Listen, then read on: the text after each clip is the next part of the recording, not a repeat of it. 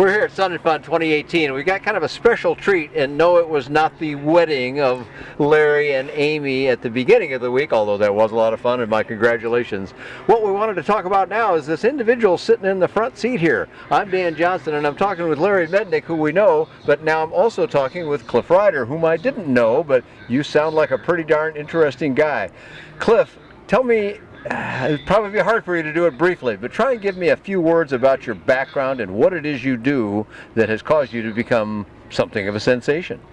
Well, my background has been in aviation, but maybe not the same way as you guys all think. I'm a base jumper, and I've been skydiving and base jumping for 26 years now, and done a lot of flying in airplanes, but only landed them in a few times. That's a good way to put that. For those people that don't know what base jumping is, please educate us. I jump out of, off of buildings or bridges and earth and pretty much anything fixed objects that I can find that I can get off of. Now, I used to work for a parachute company, and we had a lot of parachutists that worked for us. And I know from them that somebody who has 1,000 jumps is considered a very high time parachute skydiver, jumper as they like to call it. You've got a few more numbers than that, I understand. I do. I've been jumping for 26 years. I guess I have about 6,000 jumps out of planes. But my real focus and the thing that I'm really passionate about is the base jumping. And I have over 3,000 base jumps. 3,000 base jumps. I don't know if there's anybody with more than that, but I'm telling you, that is a lot of jumping off of, what is it, bridges? What's the A stand for? Antennas. Bridges, antennas, structures, and earth. Oh, span. Span is a bridge or, any kind of a cable car or something like that. And then you have earth, which is, the land, which is great too. Now, you also do a little bit with a phenomenon that we've come to know much better thanks to mainstream media and their love of watching things that are exciting, and that's called wingsuit. Tell me a little bit about that, Cliff. Well, wingsuits are pretty incredible. They've been around for 20 years, but in the last 10, they've really come up in quality, and now they're just, they are wings themselves. Before they were just some stretched out pieces of fabric that was webbing. And now you can carve these things just like you'd carve a plane or anything. You kind of fly the suit, don't you? You do, yeah. You fly the suit, or the suit will fly you. Now, some of the most exciting stuff that we see, that I've seen and that I enjoy, is what I would call close ground proximity wingsuiting. I don't know if that's even the right term, but I think you know where I'm going with that. Do you do that kind of thing as well, Cliff? Yeah, I do, and I've been doing it for a long time, and it just seems that every year that I do it, I start to get a little further away from the cliff, and it's still cool enough. I think that's probably a good thing. Smarter. I don't know.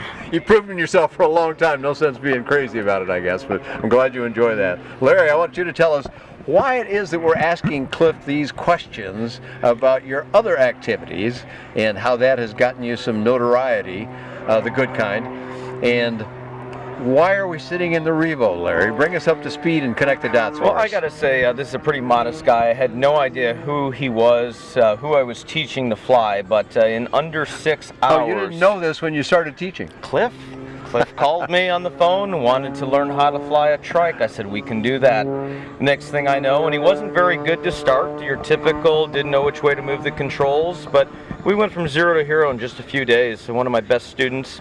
Yeah, you mentioned just a very few hours. Let me stop there. My best student I've ever had. I was starting to really feel good about myself as an instructor. And make a long story short, we soloed him in a Revo with a Rival Us, which is not considered to be one of the novice wings. And he has been enjoying the flying in the light sport Revo so much. He purchased his own Revo. He was out flying this morning. You got to ask him about it. He's pretty amped. Please do. Tell me something. Two things that I want to know is, why did you choose this particular aircraft? I have my own ideas why you might have, but I want to hear them from you. And then tell me about your experience at flying it and here. Well, a friend of mine and base jumper out in California, Henry Boger, he sent me out here, and he said, "Look, you gotta talk to this guy. He's been base jumping for 26 years with me, and he's like, look, you gotta fly this thing. It's just like skydiving. It's just like it's a different form of flight. You're a little more tied in since you're controlling the wing and where it's going instead of a machine." And so I called Larry and I said, "Oh, well, what do you got? Let me try it out." And you did some of that here at Sun and Fun, I understand. Is that right, Cliff? I did, yeah. I came down a week ago, and I was pretty surprised that the first day he had me flying, and within a couple days I was flying by myself, and I really didn't think that's what I was going to get. I was just coming down to get a little tour to kind of see what it is. Oh, you just came to check it out, and you ended up becoming someone who stays with the airplane all the way to the ground. Well, it was sort of like that because I'm getting older now, and I'm getting older, and I know I won't be able to put the kind of wear and tear on my body that I've been doing for the last 25 years for the rest of my life. So I just wanted to kind of segue into another sport that might be a little bit more safe, and maybe it won't be as fun, but it'll be safe on my body.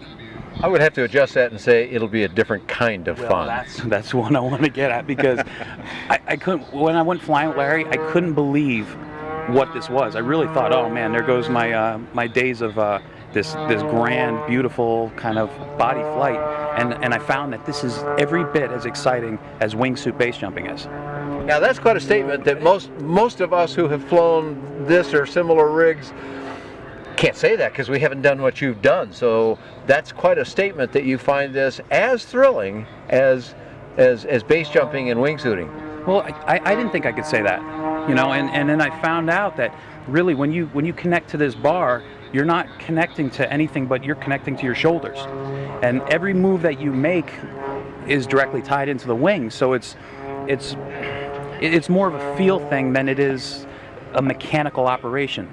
And you just dip your shoulder a little bit, and the wing knows what you want to do, and it goes there. And I can tell that's the Larry Mednick approach to teaching, because I'm an old trike pilot, but I've gone flying with him and I learned things, even though I've already had, quite a few hours in trikes, but the shoulders is what was the giveaway there. I knew that right away when you said that. It was really neat to see Cliff throw this thing into these 60-degree bank turns and holding perfect altitude. And it's like, how is this person not a 5,000-hour trike pilot? He's just applying the physics and what he knows about flying into the Revo. And the smile on his face when we were done with each one of the lessons, I just couldn't believe that he was telling me, man, I'm not sure this could be better than wingsuiting. I'm thinking, no, wingsuiting is the coolest thing on planet Earth.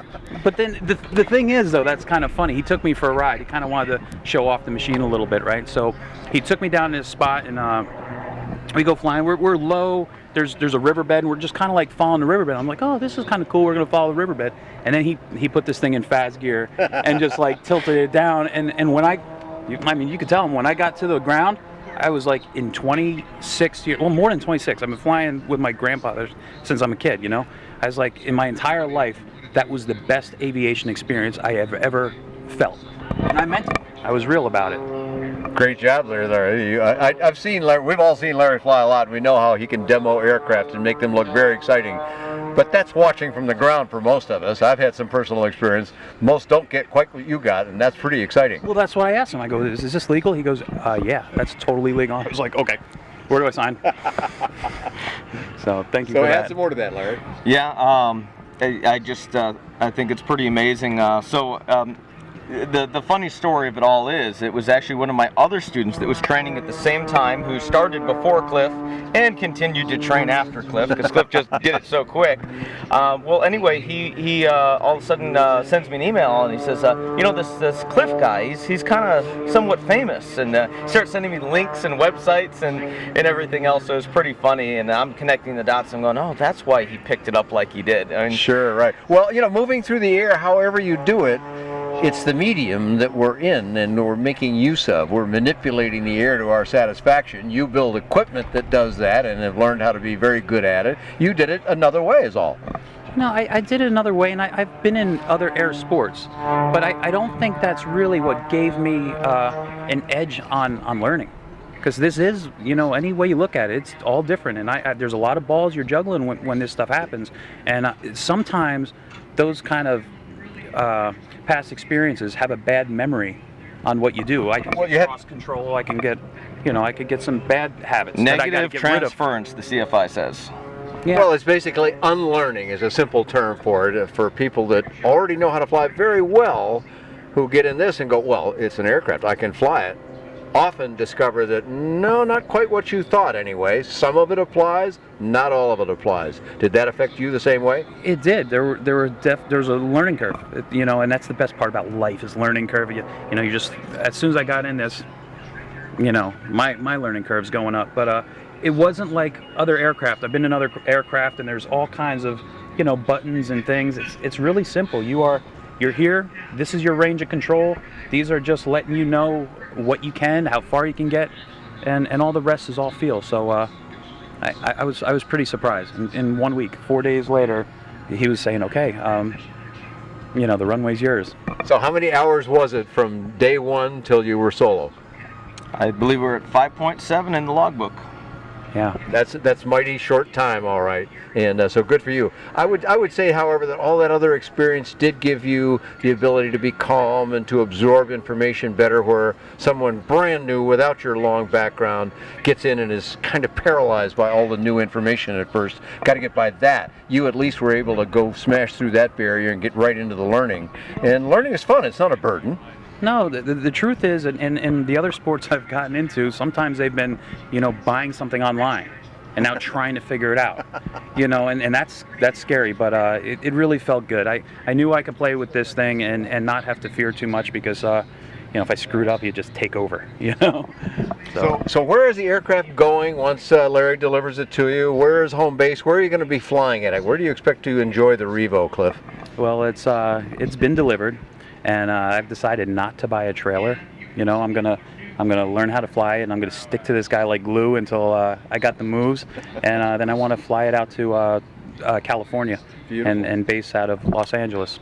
Yep. So that's from Florida across the United States to LA, which we've had several people do. So sure, that experience by itself is going to be its own kind of adventure, even though you've got all these other things in your logbook, so to say. And now you're getting experience, and you're going to learn more from Larry, but that'll be its whole new learning experience. Texas alone will be a learning experience. Yeah, I've done it in the car. That's like 3 states long, that state. Oh my goodness. Well, great. Yeah, there was. I got to tell a story about that because there was an interesting couple here, a young couple that flew an aircraft, a light sport aircraft from Atlanta to San Diego, 17 hours or something, and that's keeping at it. Not in one leg, of course. And when they got there, they were interviewed by some local media, like your activities have caused you to be. And somebody asked them, well, what was the most difficult part about the flight? And they both answered together, Texas. Yeah. He's psyching you out now. You got this. You got this. No, it's a good thing. There's a lot of Texas to enjoy. I'll just go to Oklahoma. Isn't that like same thing? All right, Larry. Well, give us some information where we can find out more about your trike, a whole series of trikes, the Revo, the Revolt, which I thought was very cute. Somebody called it the Revo LT. I never thought of that. But yeah, like the Revo Light, missing Light, its skin. Makes sense, kind of. But anyway, the Revo, the Revolt, and the Rev. Don't forget about the Rev. As many variations on the term as you can get, I think. Yeah. Where do we find you on the web? That is evolutiontrikes.com, and also check out our Facebook, Evolution Trikes, as well. And once more from you, Cliff, where we find out about all these magnificent adventures you've been privileged to enjoy? Oh, just on Facebook or Instagram, all social media. I'm there, and this is a brand new thing, so I'll be posting a lot. It's nice to be excited again. I'm pretty I'm charged right now. I can see it in your face and your smile. Thanks for talking to us, Cliff, and enjoy the Revo. I don't even have to wonder if you will. I know you will. Thanks so much, Larry. Great job, and great job on the training. Get those shoulders in gear.